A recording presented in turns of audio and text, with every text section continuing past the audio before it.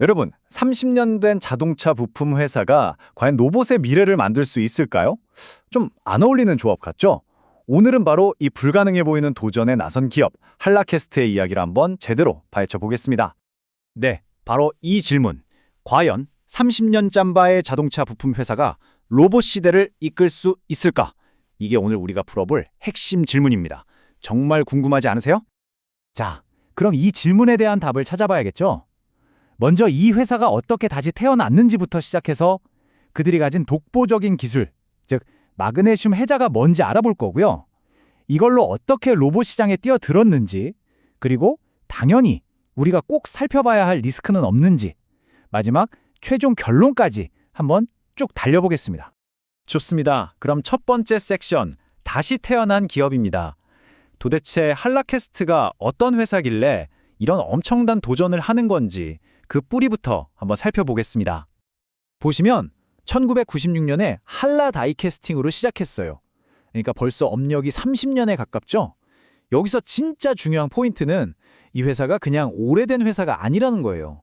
이 30년 동안 갈고 닦은 정밀 제조 기술, 이 짬이 있었기 때문에 로봇이라는 새로운 분야에 뛰어들 수 있는 자신감과 무기가 생긴 거죠. 그리고 작년 8월 코스닥 상장은 이제 본격적으로 한번 해보겠다 하는 출사표 같은 거였습니다. 자, 그럼 이 회사 핵심 기술이 뭐냐? 바로 다이캐스팅이라는 건데요. 이름은 좀 어렵죠? 근데 이거 쉽게 생각하면 우리가 젤리 만들 때 쓰는 틀 있잖아요. 그거의 완전 초고압, 초정밀 금속 버전이라고 보시면 돼요.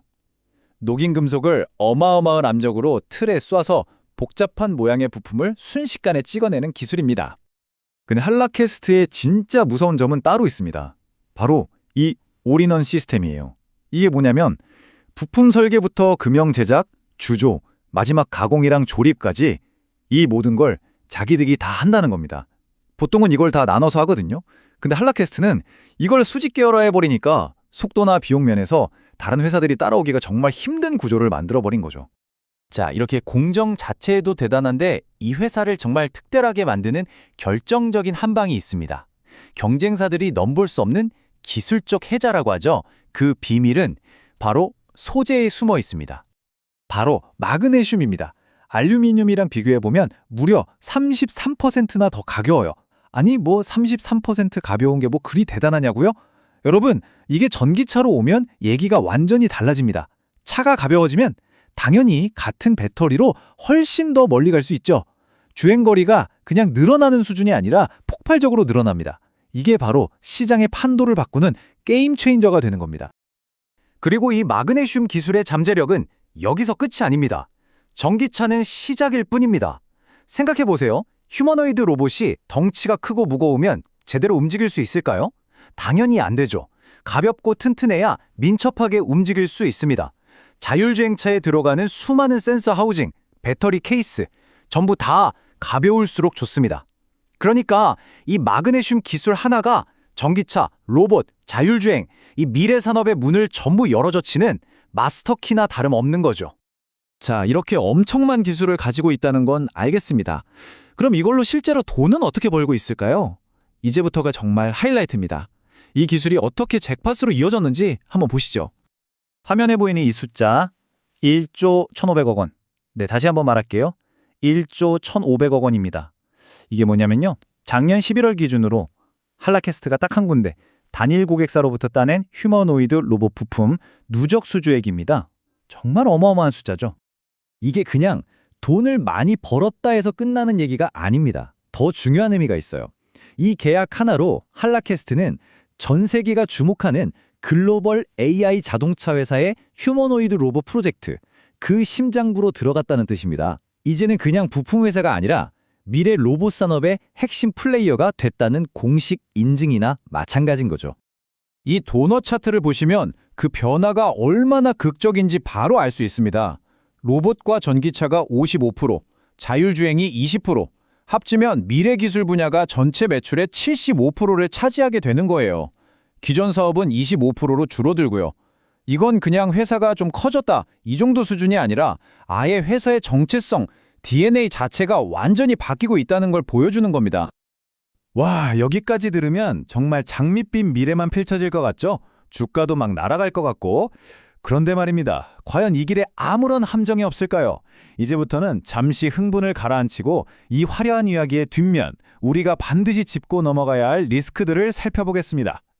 네, 동전의 다른 면을 볼 시각입니다. 아무리 좋은 이야기라도 리스크를 점검하지 않으면 안 되겠죠. 한라캐스트 앞에 놓인 가장 큰 위험시도 3가지를 지금부터 하나씩 따져보겠습니다. 자, 그 3가지가 뭐냐? 첫째, 핵심 원료인 마그네슘의 거의 대부분을 중국에 의존하고 있다는 점. 둘째, 재무 상태가 썩 좋지만은 않다는 점. 그리고 셋째, 곧 시장에 쏟아져 나올 수 있는 대규모 주식 물량, 바로 오버행입니다. 이 3가지 하나씩 뜯어보죠. 먼저 재무 상태부터 체크해 볼까요? 보시면 한라캐스트의 부채 비율이 141.4%입니다. 업계 평균이 80% 정도니까 확실히 높은 편이죠. 물론 미래를 위한 투자 때문에 빚이 늘어난 거겠지만 요즘같이 금리가 높은 시대에는 이자 부담이 결코 만만치 않습니다. 이게 회사의 발목을 잡을 수도 있는 거죠. 그리고 이것도 정말 중요한 리스크입니다. 바로 오버행이라는 건데요. 쉽게 말해 잠재적 매물 폭탄입니다. 내년 2월이 되면 초기에 투자했던 투자자들이 자신들의 주식을 팔 수 있게 되거든요. 그때 만약 이 물량이 한꺼번에 시장에 쏟아져 나온다면 회사의 실적과는 아무 상관없이 주가가 크게 흔들릴 수 있는 말 그대로 시한폭탄 같은 존재입니다. 자, 지금까지 엄청난 기회와 또 만만치 않은 리스크를 모두 살펴봤습니다. 그럼 이 모든 걸 종합했을 때 우리는 한라캐스트를 어떻게 봐야 할까요? 시장의 평가는 어떤지 최종 결론을 한번 내려보겠습니다. 시장이 이 회사를 어떻게 보고 있는지는 이 표 하나로 설명이 끝납니다. PER, 즉 주가 수익 비율을 보면 한라캐스트가 25.6배죠. 다른 회사들, 예를 들어 서진 시스템이나 알로코와 비교해보면 확실히 높은 수준입니다. 이게 무슨 뜻이겠어요? 시장은 이미 한라캐스트를 그냥 굴뚝산업, 제조업체로 보는 게 아니라 로봇과 전기차의 미래를 이끌어갈 고성장 기술주로 가격을 매기고 있다는 겁니다. 그래서 이 분석의 최종 결론은 이겁니다. 한라캐스트의 미래 성장 스토리가 실현될 확률 무려 85%로 보고 있습니다. 잠재력은 진짜라는 거죠. 하지만 앞서 봤던 재무 리스크와 주식 오버행이라는 허들이 분명히 있기 때문에 타이밍이 무엇보다 중요하다는 겁니다.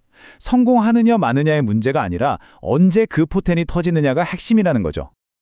그래서 이 모든 상황을 한 문장으로 압축하면 이렇습니다. 거대한 기회 속 신중한 낙관론. 기회는 정말 어마어마하게 크지만 그렇다고 무작정 뛰어들기보다는 한 걸음 물러서서 신중하게 지켜볼 필요가 있다는 거죠. 그렇다면 구체적인 전략은 뭘까요? 바로 보유, 그리고 주가가 떨어질 때마다 나눠서 매수하는 접근법입니다. 지금 막 주가가 오른다고 따라붙기보다는 앞으로 발표될 실적을 눈으로 직접 확인하고 내년 2월에 있을 오버행 이슈가 어떻게 지나가는지를 보면서 천천히 대응하는 것이 현명하다는 의견입니다. 독보적인 마그네슘 기술, 그리고 이미 확보한 1조 원이 넘는 계약, 한라캐스트는 다음 산업혁명의 주인공이 될 수 있는 티켓을 손에 쥔 것처럼 보입니다. 과연 이 회사는 눈앞에 놓인 재무와 오버행이라는 리스크를 잘 관리해서 정말로 로봇 시대의 리더로 우뚝 설 수 있을까요? 그 증명의 시간은 바로 지금부터 시작입니다.